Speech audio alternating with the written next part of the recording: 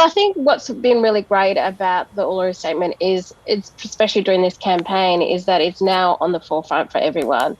There's a lot of political movement around it. There's a lot of media around it. I think it sort of got forgotten about for a few years, but really this is coming out, and so much more people are supportive. Lots of independent candidates as well. I've been having lots of conversations with and saying, this is it's a simple ask, and it's been gifted to all Australians, and the time is now.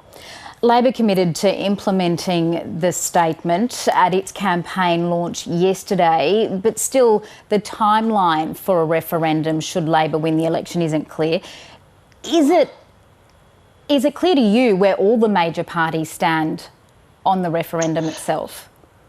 I think all the major parties decide to have their own flip and change. And I think they do this with all of them, all issues really. They look at what the political landscape is telling them, if we're being super honest about that. I think what we know, though, is that this is something that most Australians want, and this is something that most First Nations communities want, and it's been what we've been asking for so long. It is a structural change. It is a proper change as well. We know that with the treaty process, that's going to take a lot of time and effort for that, and we need some structural changes before we get to it. I mean, if we're doing treaty for 10 years or more, we need something that's going to change the lives of our remote, regional and urban communities. And so after the election, how would you see this conversation happening? What form do you think the conversation should take? How long should it run for before a referendum question is put to the Australian people?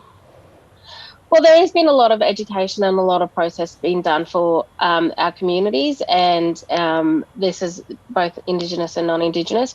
I think after the Yarrabah affirmation, we actually gave a few timelines and some dates which would work out really well, and I think that's what we need to look towards, and it's really about working with the new government and what that looks like, and making sure that all the MPs are keeping honest and keeping true to it. And if the parties are all going to have their own opinions, and they'll change whichever way they do.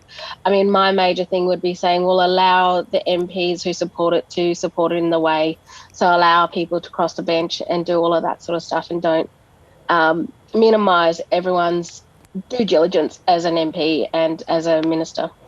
You did say that you believe there is a groundswell of support for the constitutional voice. While the Prime Minister was visiting the Northern Territory recently, he said until a consensus can be reached about the way forward, forcing a referendum could see the proposal go backwards. Do you think there is a threat that if by pushing the referendum too soon, that it may not get up? Well, it's the same thing as just kicking the can down the road. Like, I mean, how many issues around First Nations community have we sat here and had the same conversations and saying we need consensus, we need consensus, we need a consensus? We live in a democracy.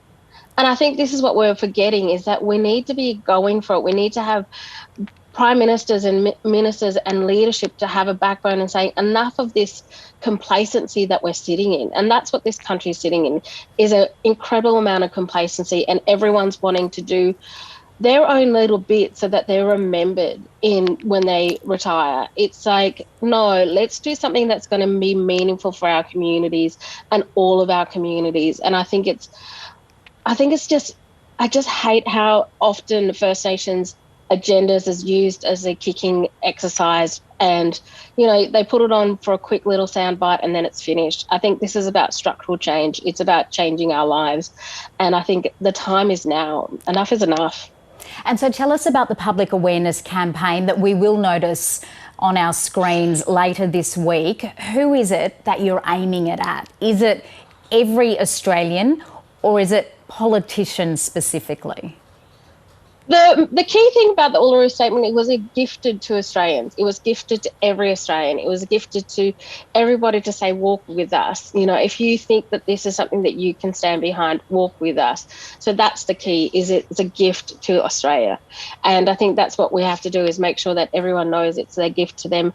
And also the power sits with the everyday Australian. It's our duty to go and vote. It's our duty to keep our ministers accountable. it's our duty to make sure that they are acting in the best practice, in the best possible thing for a better Australia. And if we're not doing that, we're allowing them to sit in this place of complacency, and that's what we've done for a while.